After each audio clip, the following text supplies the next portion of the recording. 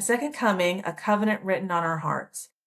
The second coming happened in September 2025, but I didn't know it was coming. I had just accepted that I'm the reincarnation of Mary Magdalene. 2 weeks prior, I had just started making YouTube videos on it.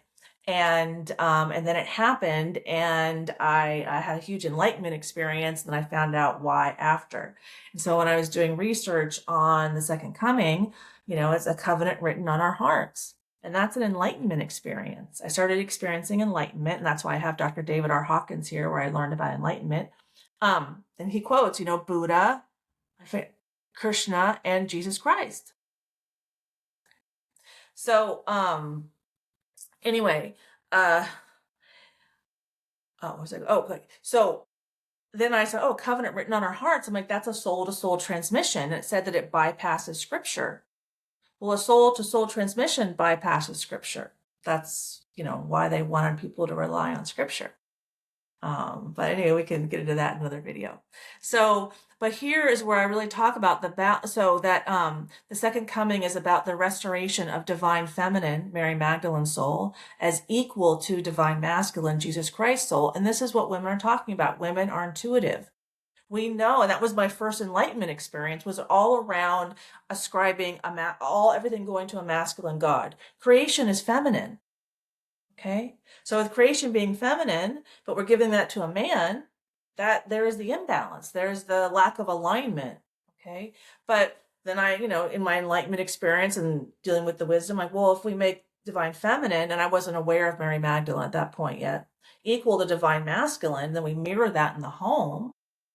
Well, then women will feel valued as stay-at-home moms, which predominantly that's not valued in society in America, in Western society. That's like, ugh, when I had young kids, I found a way to kind of ask that question. Do you work outside the home?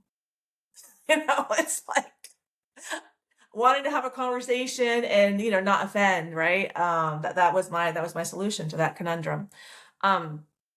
But having women in the home, the emotional center, and emotional intimacy, healthy emotional intimacy is where mental health is created and sustained. When kids have a secure attachment to self, like the Cherokee proverb, when the mom does her work, then they are able to expand their emotional range, regulate their own emotions, and mature into a healthy adult, a healthy individuation process. That's a Carl Jung quote.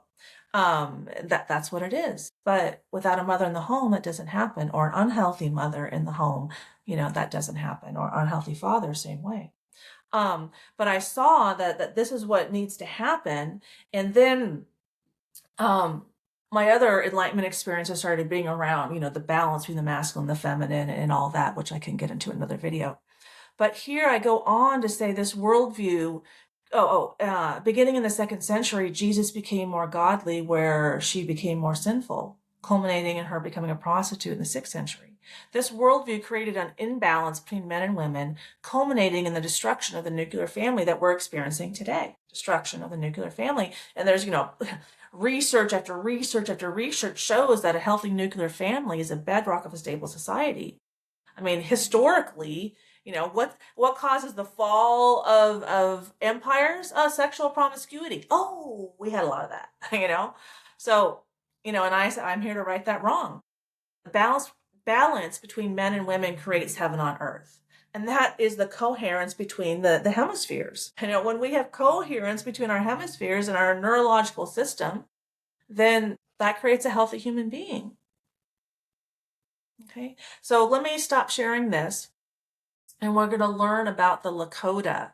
I really want to share the Lakota healing technique, because it really shows how to create coherence between both sides of the brain and how much value Native Americans can bring when we all think about how to be mentally healthy and how to be in right relationship with ourselves. And when we're in right relationship with ourselves, that will really help us be in right relationship with the environment.